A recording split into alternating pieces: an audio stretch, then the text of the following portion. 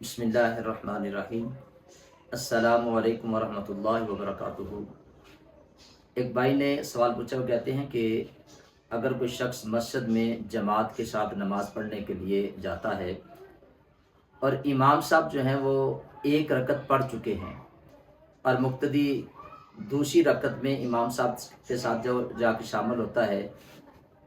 اب جو اس کی ایک رکعت چھوٹ گئی ہے تو وہ امام صاحب کے بعد جب اس کو پڑھے گا تو کس انداز میں پڑھے گا؟ کیا اس میں ثنا بھی پڑھے گا، سورہ فاتحہ پڑھے گا اور سورت ملائے گا، کہ صرف سورہ فاتحہ پڑھے گا؟ جی، ایک بڑا ہی اچھا بھائی نے سوال پوچھا ہے۔ اکثر ساتھیوں کو اس مسئلے کا پتہ نہیں ہوتا اور نہ پتہ ہونے کی وجہ سے وہ نماز کو صحیح طریقے سے نہیں پڑھ سکتے۔ اس بات کو اپنے ذہن کے اندر رکھیں کہ اگر مقتدی ایک رکعت لیٹ امام صاحب کے ساتھ ملتا ہے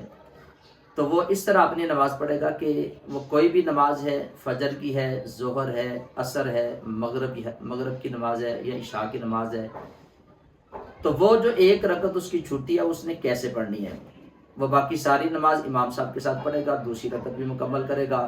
تیسری بھی امام صاحب کے ساتھ پڑھے گا اور چوتھی رکعت کے اندر بھی امام صاحب کے ساتھ وہ مکمل کرنے کے بعد قعدہ اخیرہ میں جب بیٹھے گا تو مقتدی صرف تشہد پڑھے گا،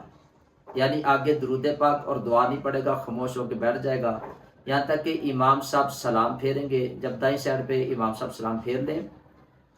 اور دوسری سائڈ پہ جب لفظ سلام شروع کریں گے تو مقتدی کھڑا ہو جائے گا۔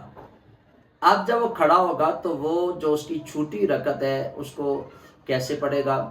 جس طرح فرض نمازوں میں پہلی رکعت پڑھی جاتی ہے، یعنی اس کی امام صاحب کے ساتھ پہلی رکعت چھوٹی ہے، 3 رکعتیں اس نے امام صاحب کے ساتھ پڑھ لی ہیں، دوسری، تیسری، چوتھی اور چھوٹی پہلی ہے، تو جیسے پہلی رکعت فرضوں میں پڑھی جاتی ہے وہ ویسے ہی اپنی رکعت کو مکمل کرے گا، یعنی اس میں ثنا بھی پڑھے گا، اس میں سورہ فاتحہ بھی پڑھے گا اور اس میں کچھ سورت بھی ساتھ ملائے گا، اور اس کے بعد وہ اپنی چوتھی رکعت مکمل کرنے کے بعد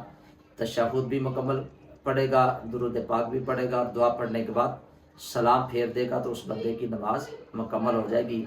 یہ ایک رکعت اگر کسی کی چھوٹ جائے تو اس کا طریقہ تھا، بھائی نے سوال پوچھا تھا، میں نے وہ بتا دیا ہے۔ اللہ تعالیٰ میں ان شرعی مسائل کو سیکھنے کی، سمجھنے کی، اس پہ عمل کرنے کی توفیق عطا فرمائے۔ ویڈیو اچھی لگتی ہے تو اس کو لائک ضرور کر دیا کریں، اپنے دوست احباب سے ثواب کی نیت سے شیئر بھی ضرور کر دیں۔ السلام علیکم ورحمۃ اللہ وبرکاتہ۔